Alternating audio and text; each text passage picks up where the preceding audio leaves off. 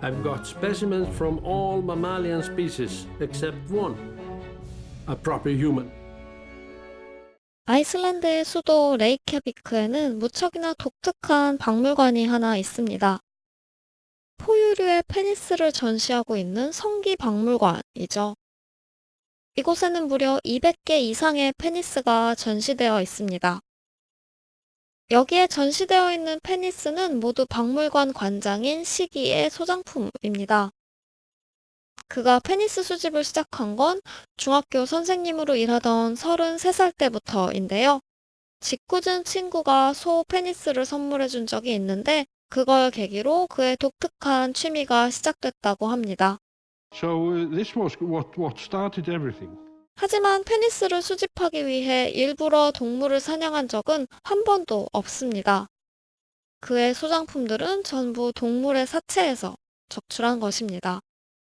200개가 넘는 페니스가 전시되어 있지만 여기에는 가장 중요한 게 빠져 있습니다. A proper human. 동물의 사체에서 적출한 것처럼 사망자로부터 페니스를 얻을 수 있는 방법은 없었던 걸까요? Without a specific legal permission, you cannot acquire any part of his body. 그래서 박물관은 지금껏 페니스 기증자를 기다려왔습니다. 기증에는 두 가지 조건이 있습니다. 첫째, 법적 효력을 갖는 기증 문서를 준비할 것. 둘째, 페니스가 법적 길이인 5인치 이상일 것. legal length라는 표현을 쓰긴 하지만 실제 아이슬란드 법에 그런 규정이 있는 것은 아닙니다. 이 표현은 아이슬란드 옛날 이야기에서 비롯된 것이라고 해요. 한 부인이 남편과 이혼하고 싶다면서 관료를 찾아왔습니다. 그 이유를 묻자 부인은 이렇게 답했다고 해요. It's no more than 3 thumbs worth. 그러면서 5인치 정도를 법적인 길이로 해야 한다고 주장했다는 이야기입니다. 민속학을 연구한 교수는 이 이야기의 의미를 다음과 같이 해설합니다. There's clearly a lot more understanding of the woman's part in sexual activities. 박물관 관장 역시 이런 의미에 주목했던 거겠죠. 애초에 이런 박물관을 시작한 이유도 사람들이 금기시하는 것에 대해 이야기하고 싶다는 생각이 있었기 때문이니까요. 그런데 이 두 가지 조건을 모두 만족시키는 기증자를 찾을 수 있을까요? 2명의 남자가 페니스 기증에 관심을 보입니다. 한 명은 아이슬란드의 유명인 폴 아르아손이고요. 또 다른 한 명은 미국인 톰 미첼입니다. 젊은 시절 모험가로 이름을 널리 떨친 폴은 이제 90이 다 된 노인입니다. 박물관장 시기와도 교분이 있는 그는 자신이 죽게 되면 페니스를 기증하겠다는 의사를 밝힙니다. Ég hef ekkert að gera kynfæranámir eftir að ég er döður. 반면에 톰은 훨씬 큰 야망을 갖고 있습니다. I've always thought it'd be really cool for my penis to be the world's first true penis celebrity. 그는 사후 기증이 아닌 살아있는 상태에서 페니스와 고환을 적출하여 기증하려고 합니다. And if you want anything done right, you probably need to see to it yourself. 톰은 엘모를 유명하게 만드는 게 꿈이거든요. Not for myself, but for Elmo.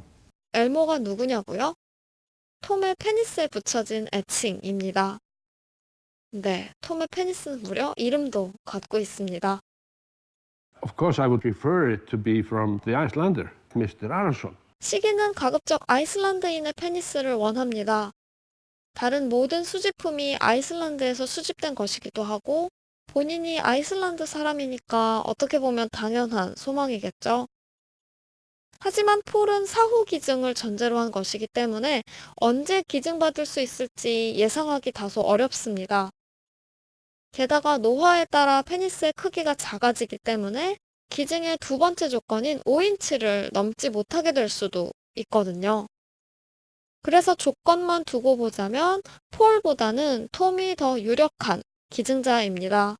Tom is in a best position because he has promised to deliver it before he dies. 그래서 톰은 굉장히 들떠 있습니다.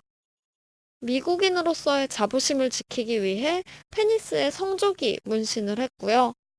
So this tattoo you're doing will be around,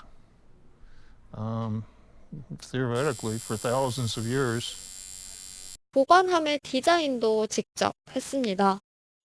To me, it's very important that Elmo be plastinated, fully erect, looking natural. 뿐만 아니라 테마파크형 전시를 고민하기도 하고 엘모를 주인공으로 하는 만화를 만들 생각까지 하고 있습니다.